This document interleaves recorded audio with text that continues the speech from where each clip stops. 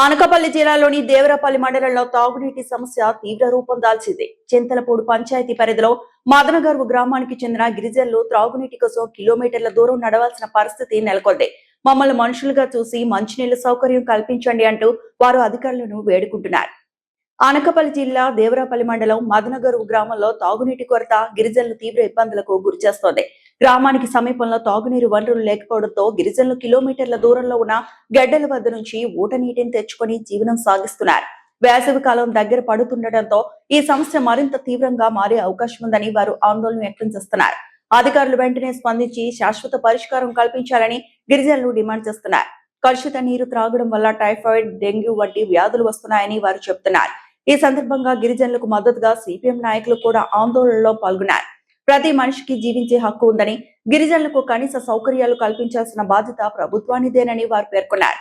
Jal Jeevan machine ద్వారా ప్రతి ఇంటికి తాగునీరు అందిస్తున్నామని ప్రభుత్వం చెబుతున్నా తమ గ్రామానికి మాత్రం ఆ సదుపాయం అందలేదని గిరిజనులు ప్రశ్నిస్తున్నారు. వెంటనే త్రాగునీటి సౌకర్యం కల్పించకపోతే ఏప్రిల్ 2న జిల్లా కలెక్టర్ కార్యాలయం ఎదుట ఆందోళన చేపడతామని గిరిజనులు హెచ్చరించారు. మాకు తాగడానికి నీళ్ళు ఇవ్వాలి, మాకు తాగడానికి నీళ్ళు ఇవ్వాలి. జిల్లా కలెక్టర్ గారు మాకు మంచినీళ్ళ సౌకర్యం కల్పించండి.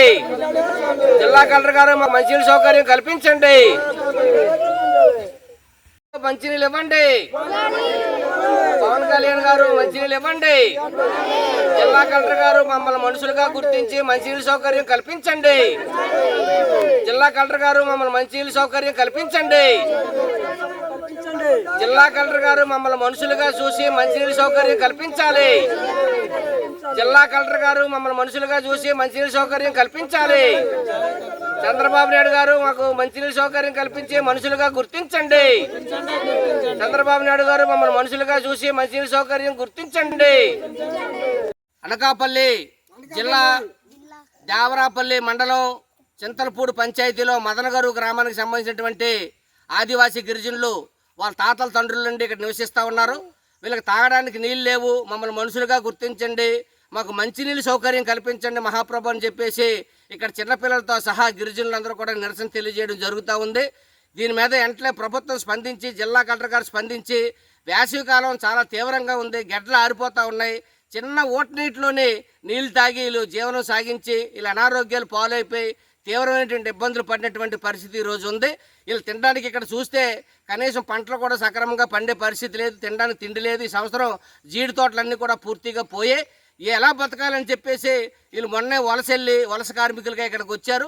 వీళ్ళందరికీ ఉపాధి పనులు కూడా సక్రమంగా చెప్పట్లేదు. ఉపాధి పనులైనా మాకు పనులు కల్పించండి అని చెప్పేసి రెండు చేతులు ఎట్టి జోడించి చిన్నపిల్లల సహా ఏడుస్తూ ఉన్నారు.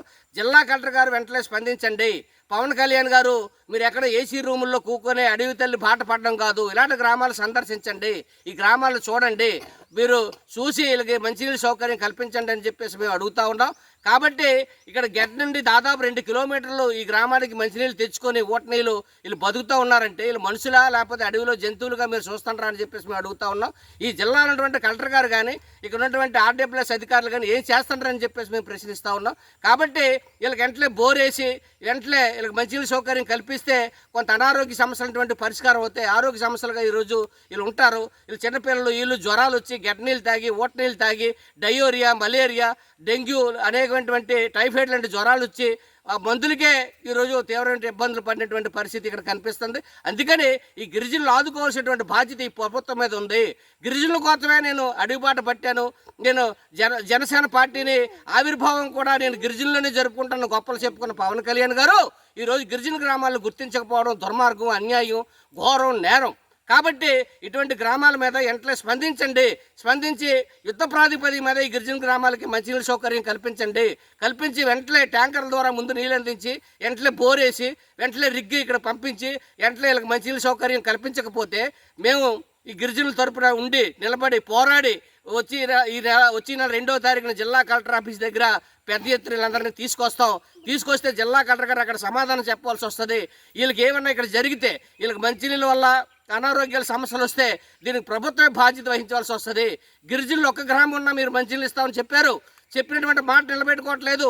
కూటమి ప్రభుత్వం మాటల ప్రభుత్వం అన్నారు, కానీ చేతల ప్రభుత్వం కాదు. ఇది చేతల్లో ఇది చూపించట్లేదు. ఇది అత్యంత దుర్మార్గమైనటువంటి చర్య. కాబట్టి వెంటనే వీళ్ళందరికీ కూడా మంచినీళ్ళ సౌకర్యం కల్పించి గిరిజనులు ఆదుకోవడం ద్వారా మీ ప్రభుత్వానికి మనుగడ ఉంటుంది, లేకపోతే పతనం అయిపోతుంది, గిరిజనులకు అన్యాయం చేసిన వాళ్ళు అవుతారు. కాబట్టి దీన్ని అర్థం చేసుకొని వెంటనే గిరిజన గ్రామాలకి మంచినీళ్ళ సౌకర్యం కల్పించాలని చెప్పేసి మదనగోరు గిరిజనుల తరపున నేను సిపిఎం పార్టీగా ఈ ప్రభుత్వాన్ని అధికారులు